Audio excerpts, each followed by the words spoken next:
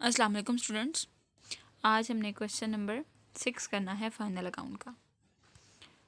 जी तो क्लास यहाँ पे हमें क्वेश्चन है हमारा, हमें दिया गया है prepare a trading and profit and loss account for the year ended 31 December 2005 and a balance sheet. मतलब हमने यहाँ पे trading account, profit and loss account and balance sheet तीनों चीज़ें हमने यहाँ पे बनानी हैं। तो पिछले लेक्चर में हमने जो है वो बैलेंस शीट के बारे में पढ़ा था कि बैलेंस शीट में जो है वो हमारे पास बेसिकली 3 चीज़ें होती हैं, एसेट्स, ठीक है, लाइबिलिटीज़ एंड ओनर्स इक्विटी। ठीक हो गया। वो लेक्चर अगर किसी ने नहीं लिया तो वो उनको उसको दोबारा देख लें, रिवाइज़ कर लें, ताकि आपको पता चल जाए कि बैलेंस शीट हमने किस तरह से बनानी है।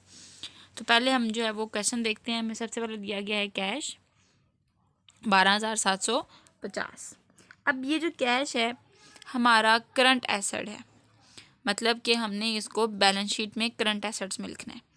डेटर्स दे दिए हुए हैं। डेटर्स से मुराद ये होता है कि वो लोग जिनसे हमने पैसा वसूल करना है, तो इसको हम कहाँ पे लिखेंगे?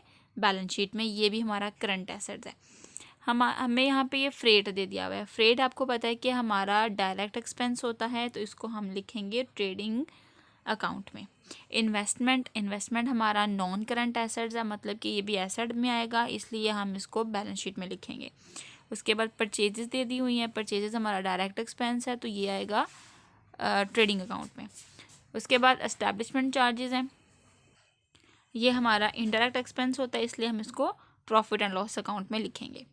रेंट हमारा जो है वो इनडायरेक्ट एक्सपेंस होगा, तो इसको भी हम लिखेंगे प्रॉफिट एंड लॉस अकाउंट में। इंश्योरेंस भी हमारा प्रॉफिट एंड लॉस अकाउंट में आएगा।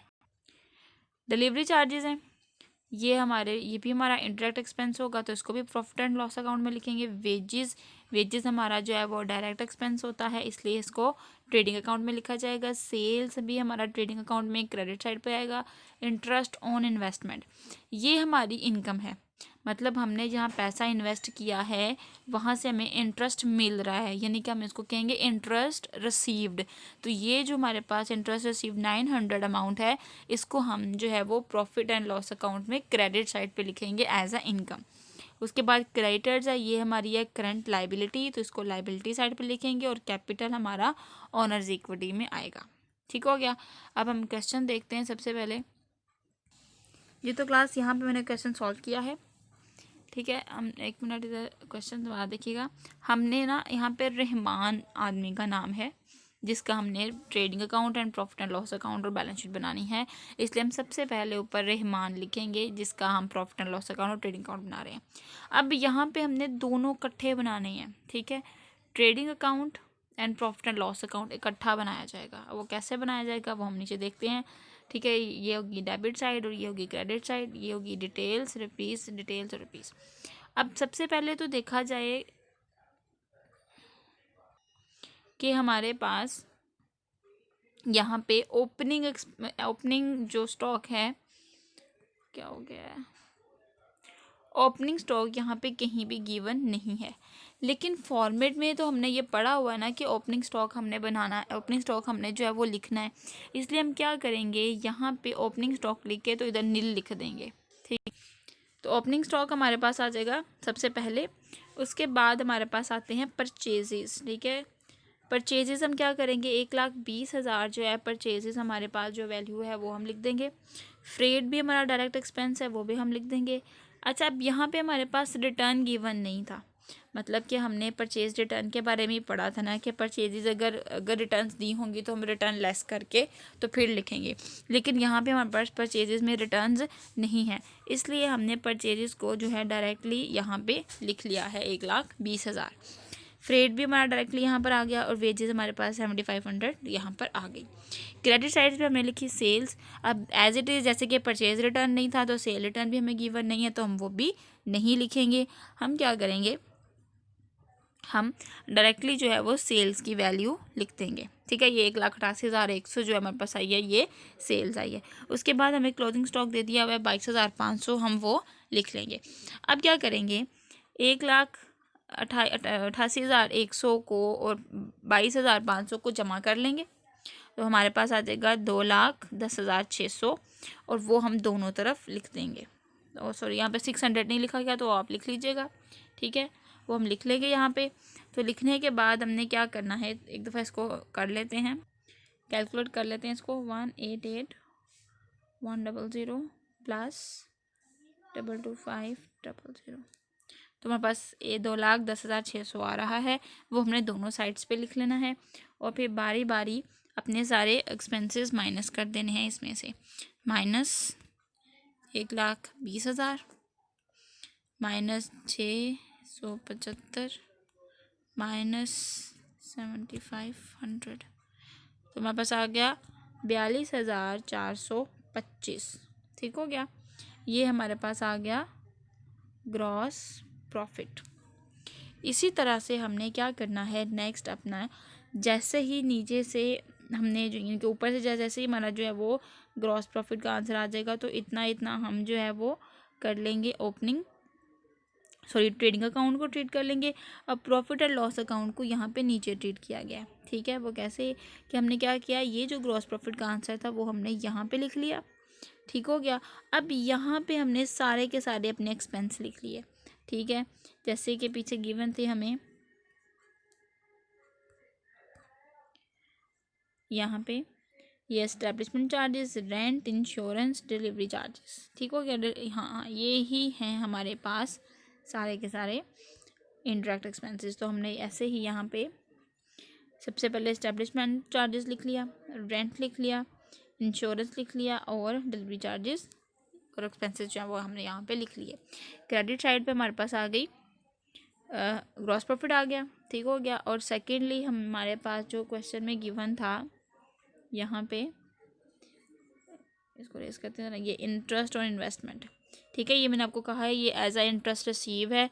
तो कोई भी अगर अमाउंट हम रिसीव करते हैं तो वो हम ऑब्वियसली हमारे लिए आमदनी होती है, हम उसको आमदनी हमारे पास क्रेडिट होती है, इसलिए हम उसको क्रेडिट साइड पे लिखेंगे, ठीक हो गया। अब यहाँ पे इसी तरह से क्रेडिट साइड पे हमारी आ गई इनकम, ठीक हो गया। अब हमने इन दोनों को प्लस कर लेना है। अब हम करते हैं इसको प्लस। 82,425 प्लस 900, तो हमारे पास आ गया 83,325। इसी तरह से हमने बारी बारी सारे एक्सपेंसेस जो हैं वो माइनस कर देने हैं इसमें से। वैल्यू है हमारे पास 7,500 माइनस 15,000 माइनस 4,500 माइनस 37, तो हमारे पास आ गया 55,950, ठीक है। यहाँ हमारे पास ये वैल्यू आ गई नेट प्रॉफिट की। यहाँ तक तो था हमारा trading and profit and loss account. हमने ग्रॉस प्रॉफिट को पहले फाइंड आउट किया, इसके आंसर से हमने नेट प्रॉफिट फाइंड किया। अब नेट प्रॉफिट के आंसर से हमने जो है वो बैलेंस शीट फाइंड आउट करनी है, ठीक है। नेक्स्ट देखते हैं बैलेंस शीट जी। तो यहाँ पे हमने सबसे पहले क्या करना है, बैलेंस शीट है हमारे पास, हमने ऊपर हेडिंग देनी है रहमान, ठीक है। उसके बाद आ जाएगा हमारे पास बैलेंस शीट एज ऑन 31 दिसंबर 2015, ठीक है। यहाँ पर आ जाएंगे हमारे सारे एसेट्स और यहाँ पर आ जाएंगी सारी लाइबिलिटीज़। जैसा कि लास्ट लेक्चर में मैंने आपको बैलेंस शीट के बारे में बताया था, हम ज़रा वो फॉर्मेट भी अगेन ओपन करते हैं। क्लास यहाँ पे हमने जो है वो देखी थी बैलेंस शीट, तो हम इसको देखते हैं। सबसे पहले हमारे पास एसेट्स आते हैं, ठीक है ना। करंट एसेट्स मैंने ये सारे लिखवाए थे और मैंने कहा था कि ये सारे जितने भी हमारे पास करंट एसेट्स हैं वो आप याद कर लें, ठीक है। फिर आगे नॉन करंट एसेट्स की बात हुई थी, तो नॉन करंट एसेट्स के बारे में कहा था कि आप इसको भी याद कर लीजिएगा। तो ये सारे एसेट्स आपने याद करने हैं, इस साइड पे जितनी भी लाइबिलिटीज़ हैं ये सारी आपने याद करनी है। अब इसमें से ज़रूरी नहीं है कि सारे के सारे क्वेश्चन में गिवन हो।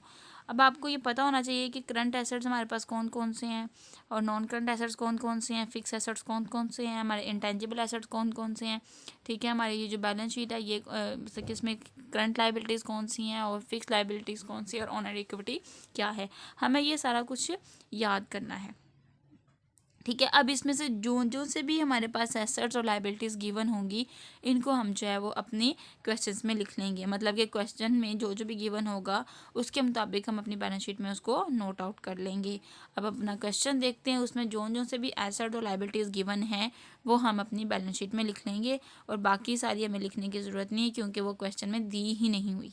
ठीक है, अब क्वेश्चन देखते हैं। क्वेश्चन में हमारे पास क्या क्या गिवन है बैलेंस शीट का, कैश, डेटर्स, और इसके अलावा है इन्वेस्टमेंट, ठीक है, एसेट्स में, और यहाँ पे जो क्लोजिंग स्टॉक है ये भी हमारा करंट एसेट है। ठीक है, इन सब को हम जो है वो एसेट साइड पे लिख लेंगे। इसके अलावा हमारे पास कोई भी एसेट गिवन नहीं है।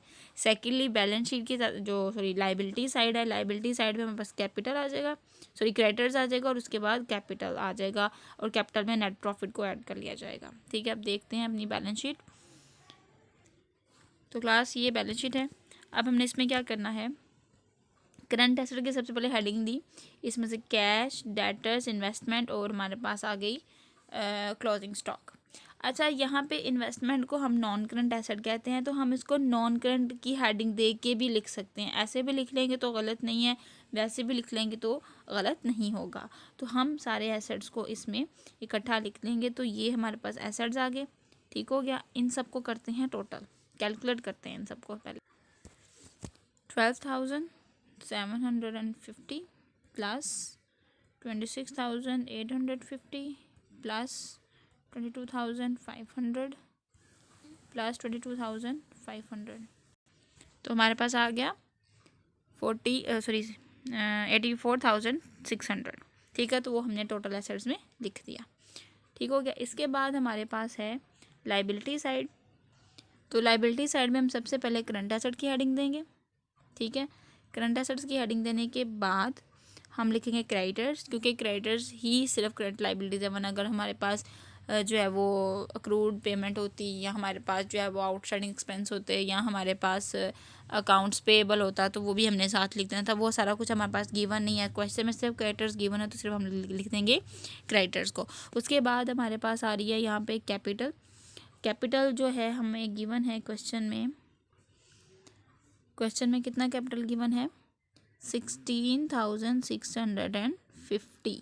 ठीक है, ये हमारा जो है कैपिटल है। तो हम इसको लिखेंगे। इसमें हमारा जो नेट प्रॉफिट होगा, नेट प्रॉफिट का आंसर हमारे पास आया था ये 55,950। हम इसको जो है वो लिखेंगे।